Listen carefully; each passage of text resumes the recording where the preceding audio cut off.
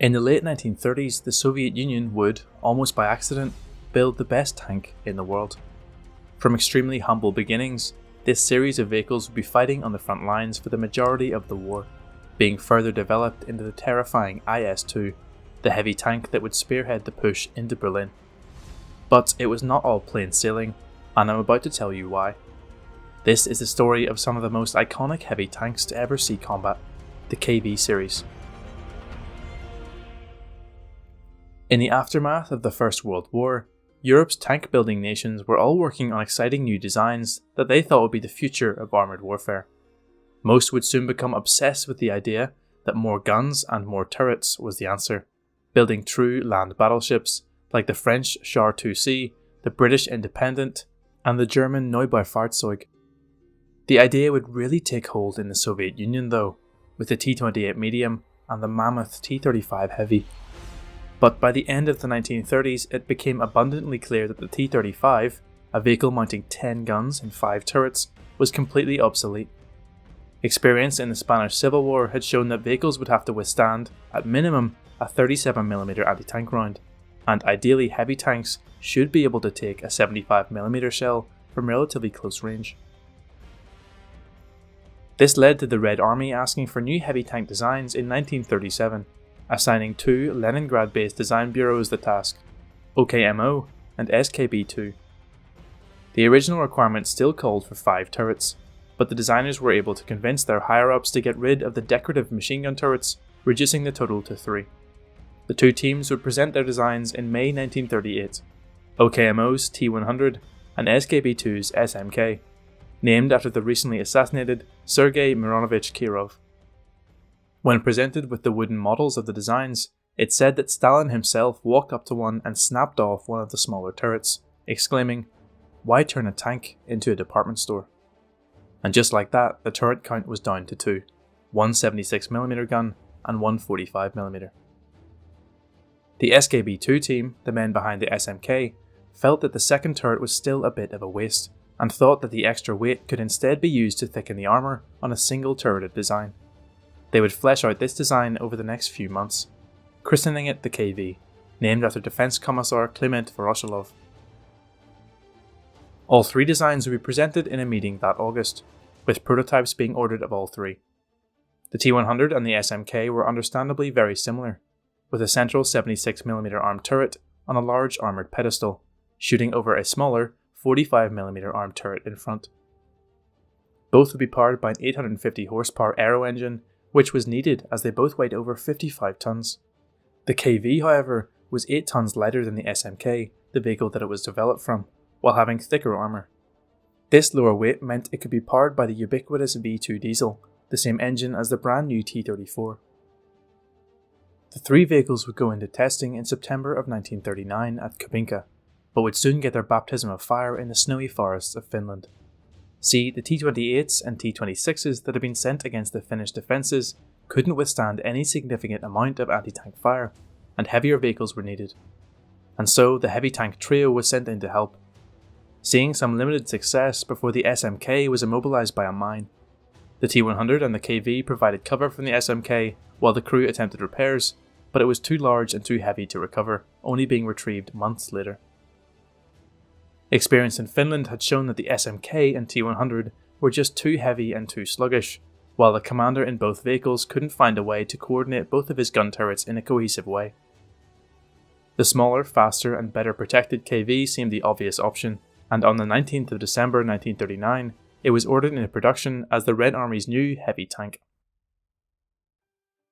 Looking at the KV design now, it looks quite typical, almost boring.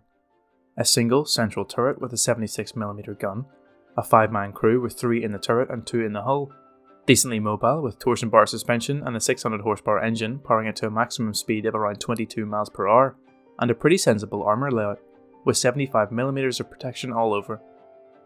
My point is, it doesn't seem like the best tank in the world, but this is 1939. The KV was far superior on paper to almost every tank in production in terms of armour, mobility and firepower. Germany at this point had only just put the Panzer III into service, which only had maybe 50mm of armour at its thickest, while its 37mm gun couldn't even put a dent into the KV. Perhaps the closest vehicle to the KV was the British Matilda II, but its 2-pounder gun paled in comparison to the 76mm on the Soviet vehicle. For 1939, the Red Army's new heavy tank was an absolute world beater. The question was, could they make enough of them? From the very beginning, the KV was designed to use the F-32, a 76mm anti-tank weapon. However, due to delays in production, the first 150 or so vehicles were armed with the shorter L-11, a significantly worse gun. The L-11 armed vehicle is often referred to as the KV Model 1939, while the F-32 armed tanks would be the KV Model 1940. It's important to note here that the Soviets seem to have very little interest in creating detailed model designations like the Germans did, and there's a lot of overlap in these model plus year type names. These new tanks would first reach their frontline units in the middle of 1940, alongside a suspiciously similar vehicle, the KV-2. The Soviets had noticed that their failures in the Winter War were not limited to their armour, but also their firepower. As I talked about in my SU video, they just didn't have any close support howitzers to use against the formidable Finnish defences, and so set to work building one. One of these first designs was built on the chassis of the T-100, removing the turrets and mounting a 130mm naval gun into a new casemate. This vehicle, the Su-100Y, sometimes referred to as the Su-130Y, wasn't a success, but did actually see combat defending Moscow in 1942. A rival project mounted a new turret under the chassis of the KV, boasting a 152mm howitzer. The first 4 of these vehicles, known as the KVS Bolshoi Bazny, or KV with big turret, mounted the 152mm gun in a mammoth slab-sided turret, and would be sent to Finland almost as soon as they left the production line in February of 1940. These vehicles would very successfully demolish the Finnish defences with their 52kg shells, with one tank reportedly taking 48 hits without any penetrating the KV's armour. This new tank would be accepted into production in the middle of 1940. Before production started, the turret was completely redesigned, with curving turret cheeks, a new mantlet, and a flat rear with a large hatch. The first 4 tanks would be known as the Model 1939, while the production vehicles would be known as the Model 1940. 102 KV-2s would be completed before the end of the year, joining the 141 KV-1s that the factory had managed to churn out. The Soviet Union, as seen from Stalin's horrific purges in the years leading up to the KV, was a nation of paranoia, and this would prove absolutely disastrous for the KV and the Soviet tank industry as a whole. Because in late 1940, Germany commenced its full-scale invasion of France, releasing propaganda footage of destroyed Char B-1 tanks, the heaviest vehicle the French had. The Soviets concluded that the Germans had developed more advanced anti-tank weapons and promptly lost their minds, giving the green light to a number of KV variants boasting even heavier armour. The first of these was the KV-3, and this is where it gets a little messy. KV-3 was an amalgamation of a number of experimental vehicles, starting with the T-150 and the T-220, both ordered in June 1940. The T-150 was an up-armoured KV-1, with armour protection increasing from 75 to 90mm and increasing the weight from 45 tons to 50. This weight increase made a new engine necessary, and the 600 horsepower V2K was replaced with a 700 horsepower V5. The cherry on top was a new cupola for the commander, the only way to easily tell the T-150 from a KV-1. The T-220 was a more radical design. It used a lengthened KV-1 hull, with 7 road wheels instead of 6, and the armour was increased to an absolutely mammoth 100mm. A brand new turret was designed for the T-220 in order to fit a new 85mm gun, the F-30. The turret was similar in design to the turret of the Model 1940 KV-2, but a lot shorter, and could mount the F-30 as well as a 107mm gun known as the F-39, a gun that was rushed into development after the head of the main artillery directorate, Marshal Kulik, managed to convince himself that Germany had started to produce tanks with armour thickness exceeding 100mm. All said and done, the T-220 was going to weigh upwards of 62 tons, heavier than the SMK and almost as long. This naturally required an entire new engine and transmission, mounting an 850 horsepower supercharged version of the V2.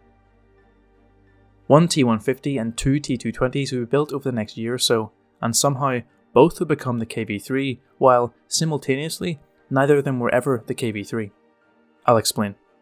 The T-150 was further developed into the Object 222, which took the T-150 hull and put on a new, larger turret with flatter sides, much more like the T-220s. The new turret would see the commander and loader swap places, with the commander sitting in the turret overhang and given an even better cupola. It was this vehicle, Object 222, which would be first known as the KV-3, and it was ready to be accepted into service in the spring of 1941. But in March, the Soviets would have another scare, as their intelligence had specifications of new German tanks, the Panzers 5, 6 and 7, with thick armour and massive guns. In reality, these were likely the VK-30-01 and VK-36-01, and perhaps even early plans for the Löwe, weighing over 90 tons with a 105mm gun. Again, there was panic in the design bureaus.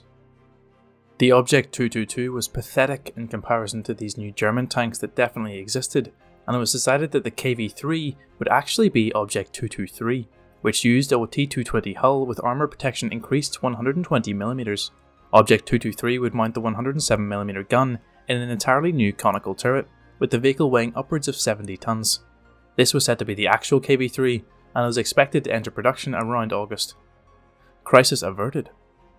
But naturally, it was not sufficient to simply match the German designs. They had to be completely eclipsed.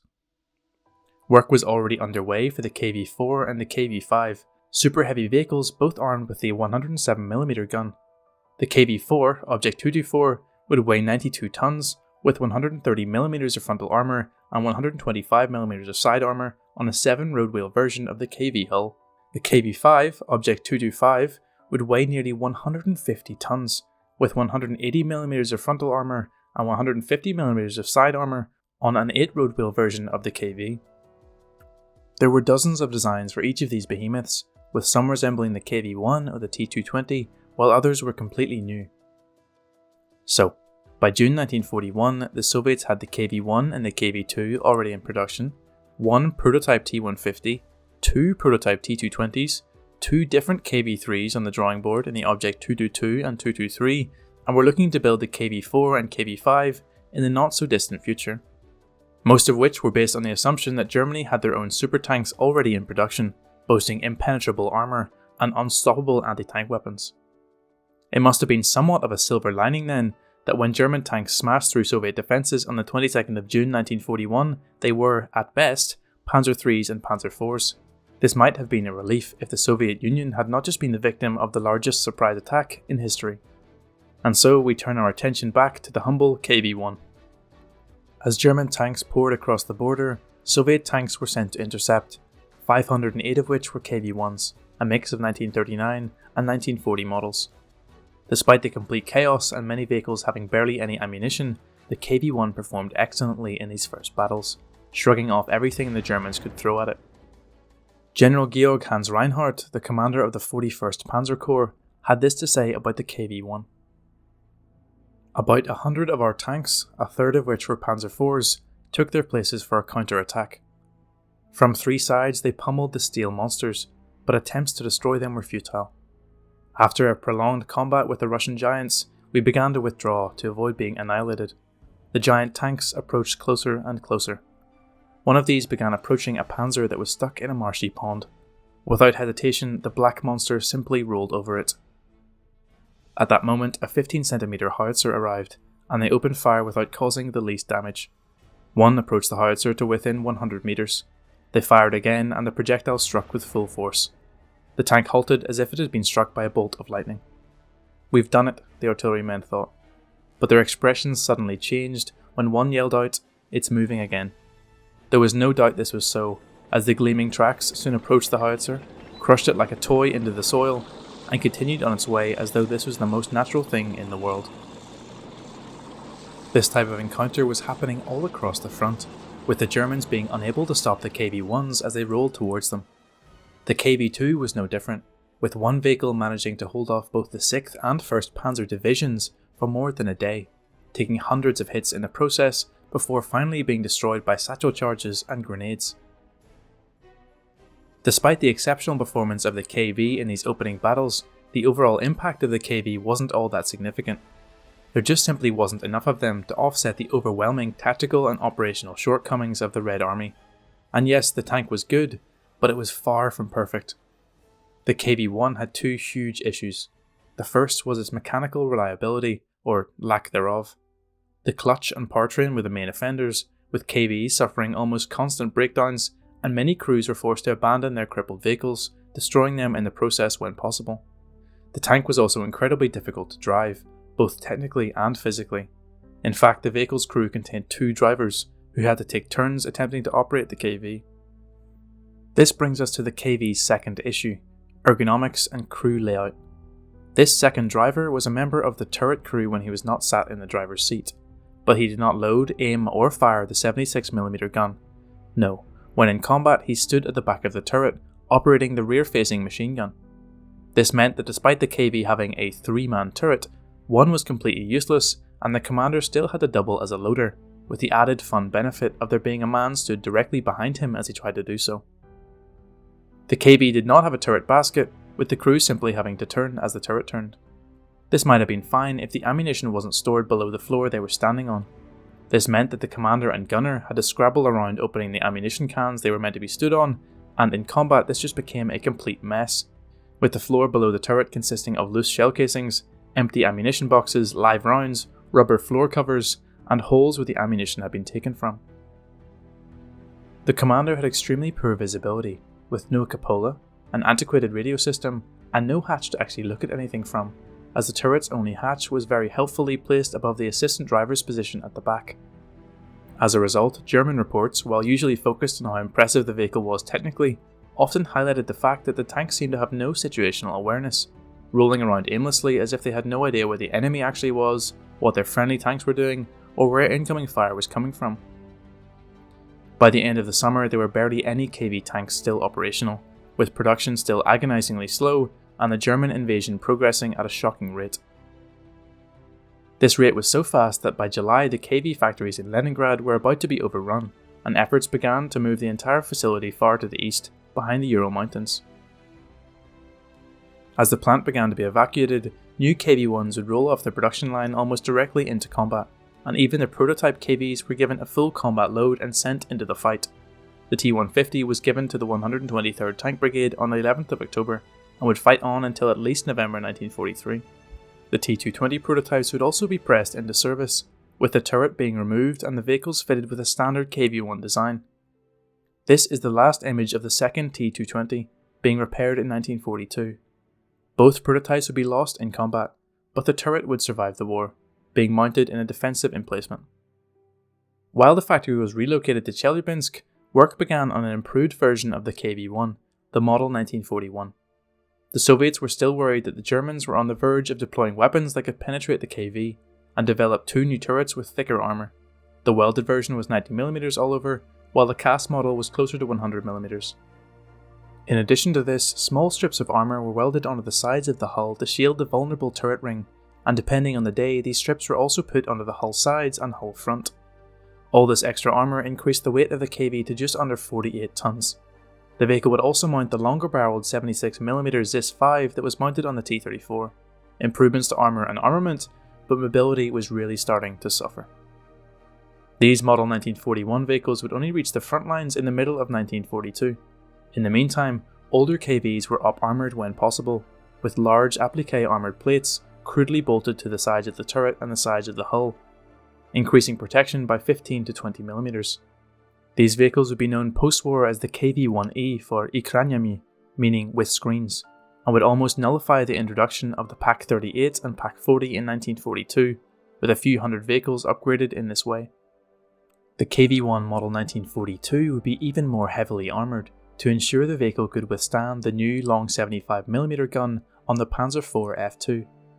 The hull sides were increased from 75 to 90mm, and the cast turret was thickened even further to 120mm on the front and sides. But this extra weight, now pushing 50 tons, was causing serious issues. Yes, heavy tanks are meant to be heavily armoured, and sacrificing mobility is just part of that trade-off, but Soviet commanders were struggling to integrate these heavier KVs into their tank brigades, which would be made from mostly T-34s with some light tanks mixed in. The T-34s were so much more mobile than the KV-1s, which were often left behind during an advance, or even worse, collapsed the bridges that the T-34s were trying to cross. Some Red Army officials began to wonder why they were operating 2 types of tanks at all, and called for standardization around a single vehicle. The T-34 was the obvious choice, the same gun as the KV, and only marginally worse armoured protection, but much cheaper, much easier to operate, and much more mobile. But the men at SKB-2 believed in their design, and began work on two solutions to the problem. The first was a new vehicle known as the KV-13, the Universal Tank. This vehicle was a shortened, lightened KV hull with a new two-man turret. The upper hull was a cast design with a band of 120mm armour around the driver sitting in the centre, with thinner armour on the sides, the rear and on the turret. At 32 tons, the vehicle was around the same weight as the T-34, with the same gun and more armour, and 3 prototypes were made of the vehicle, which were pitted against the T-43, an up-armoured T-34 with a new turret and torsion bar suspension. The Battle of Kursk ended both of these projects, as it turned out that what the Soviets actually needed right now were bigger guns, not more armour, with the 76mm Zis-5 proving nearly useless against Tigers and Panthers. The T-43's turret would be modified with an 85mm gun and fitted to the T-34, producing the iconic T-34-85. The KV-13's hull design, as you might have noticed, will also be developed into a new series of vehicles, and I'll be going into more detail on that in a different video. But, long story short, the KV was still far too heavy. This prompted a crash program to essentially undo most of the improvements in the model 1941 and 1942, which had focused on increasing the armour protection. Instead, this new vehicle would be considerably less armoured on the sides and the rear, with a smaller cast turret, all in the interest of making the vehicle more mobile. This new tank would be known as the KV-1S for Skorostnoy, or fast. The KV-1 Sport, if you will.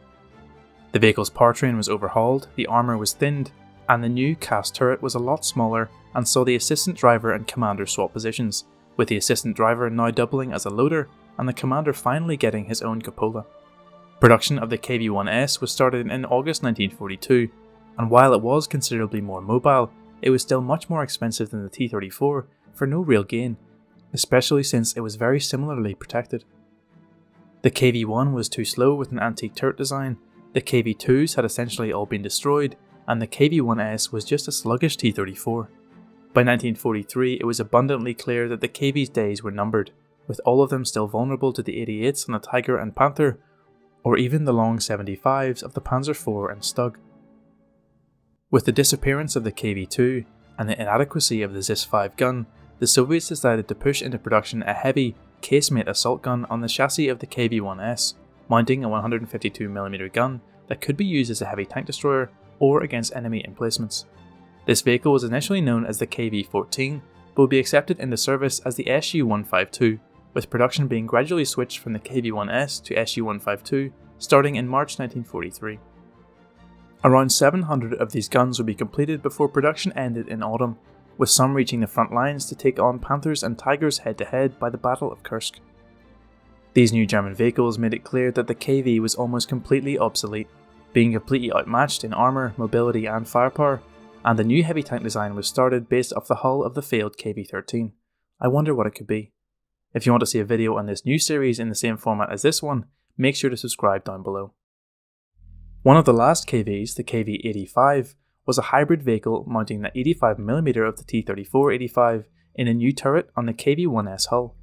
These vehicles were a stopgap solution before the new heavy was ready, and only around 130 of them were completed before production switched to the new vehicle. One was armed with the new 122mm D5T and was known as the KV-122. There are quite a few variants of the KV that I've not yet had a chance to get into, which fill some of the numerical gaps between the KV-5 and the KV-13. Some say the KV-6 was a flamethrower variant of the KV which saw service in Leningrad. KV-7 was an attempt to create an assault gun as early as 1941.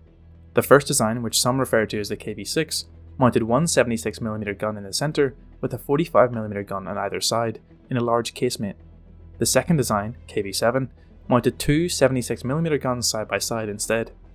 One was produced but it never saw service, with Stalin reportedly exclaiming, "Why 3 guns? We only need one, but a better one."